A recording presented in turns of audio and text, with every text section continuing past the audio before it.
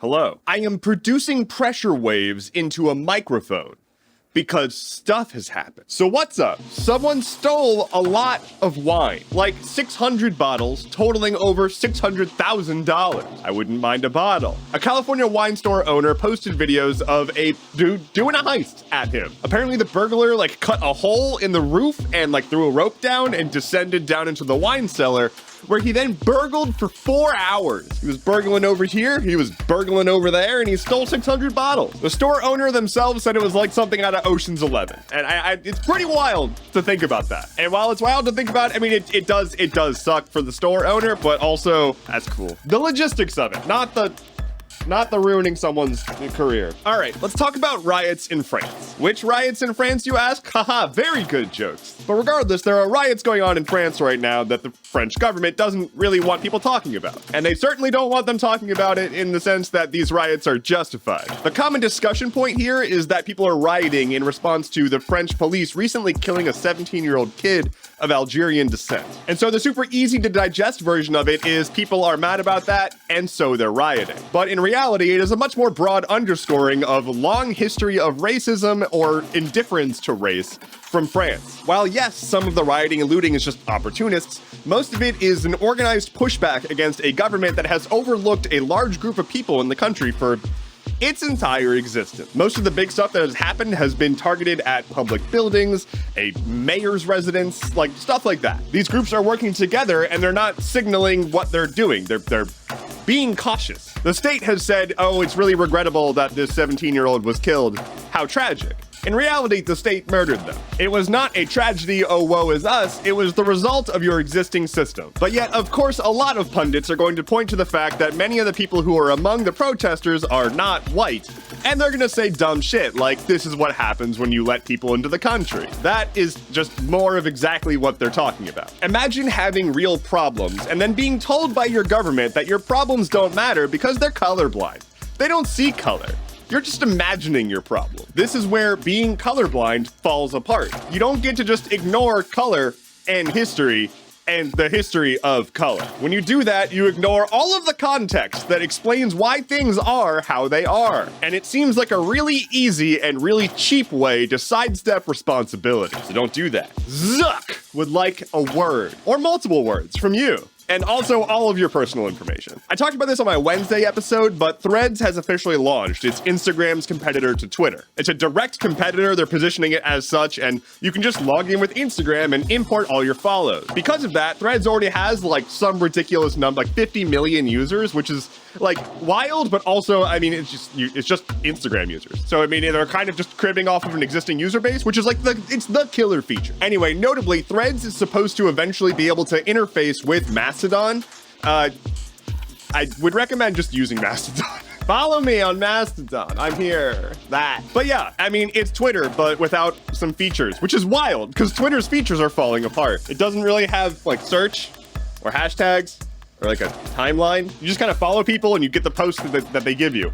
But it works, and you can log into it, and you can read as many posts as you want without it stopping you. Anyway, the privacy on this app is so bad that they haven't even launched in the EU because they can't adhere to EU's very basic privacy regulations. And the app itself collects all of the possible information about you. Last thing on this, Elon is taking it real well. He's taking it real well. He's taking it real well. Trust me on that one. He's totally not suing them. Speaking of social media, I have a thing to talk about.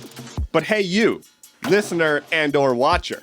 If you are listening and or watching to this is exclusive to you. I have decided that I'm not gonna put every single story in every single version of this show because it's getting impossible. I guess I should have said tangent alert. Tangent alert. I typically cover 4 main stories, then something from history, and then the lightning round. That's really great and really good, and I like doing that. But it's very hard to cut all that down into a mobile version of this show to post to TikTok and Instagram. So I'm just gonna start not including one story in those. The story that is probably the least significant, and also this will let me take my time a bit more on this version of the show. And so, if you're hearing this, you're already here. So, this doesn't This doesn't really apply to you, but make sure that you're following and or subscribed so that you get all the goodness. Thank you. Okay, speaking of social media, we're back. A judge has ruled that the Biden administration has overstepped their bounds in interfacing with social media companies to get posts removed. They're saying it was a violation of the First Amendment. Let me give you some more details. This judge was a Trump appointee, and specifically, they're upset about the Biden administration contacting social media networks saying, hey, there are really massive posts on your network that are spreading just lies about COVID and the COVID vaccine. The social media networks then took those posts down, and the White House maintains that they just pointed out the stuff, and it was the decision of the networks to remove the posts. And the judge was like, this is bad. I don't like that. The judge did carve out examples of when it's okay to ask social media companies to take posts down, and they include things like voter fraud and campaign finance fraud stuff. But as far as conservative talking points go, apparently lying about a deadly disease is a conservative talking point. Now, I just talked about how the French government is trying to prevent people from getting the story out about what's really happening on the ground there. I'm not a big fan of government silencing speech. Simultaneously, I'm not a big fan of just completely lying to people about statistics of how many people died from a virus. All of that said, it's deeply complicated because I also don't think these platforms should exist in this capacity in the first place. There should not be private, huge companies that are like the main publishing platform for these massive voices. Not every chud on the planet was supposed to have a megaphone. I understand the irony here. I'm not saying these voices shouldn't exist, and I'm not saying that they shouldn't be able to have their voices heard and blah, blah, blah, blah.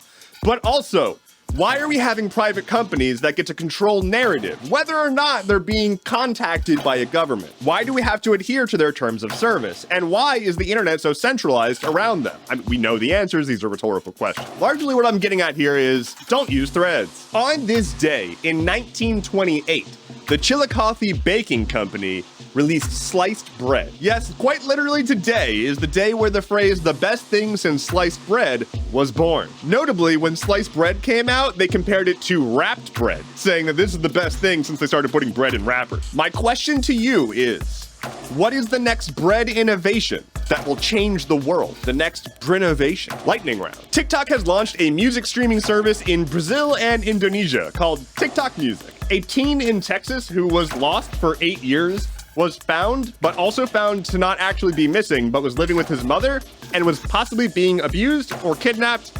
The details are very fuzzy. Here's the weather. A 16-year-old in Wisconsin has died at a sawmill after rollbacks to child labor laws. You may have also seen that the governor of Wisconsin used the power of the veto to extend a law for like 400 years. That's a fun gag. It's just gonna get overturned by a legislature. Amazon is asking their movie and TV show production studio to like explain why they're spending so much goddamn money.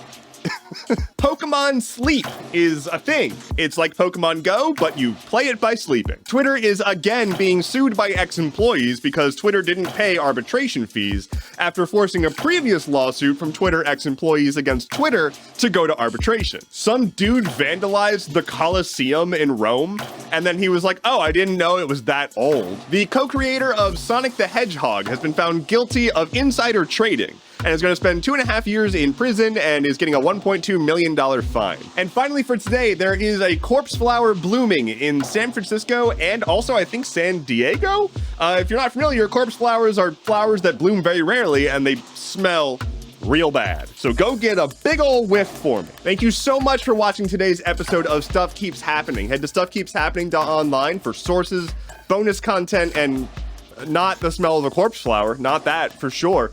My name is Endeavorance. It is Friday. I am live this afternoon on my Twitch. Please check it out. I hope to see you there. Otherwise, don't forget to like, comment, subscribe, share, all that stuff. It really helps. I'll be back on Monday. Take care and be well.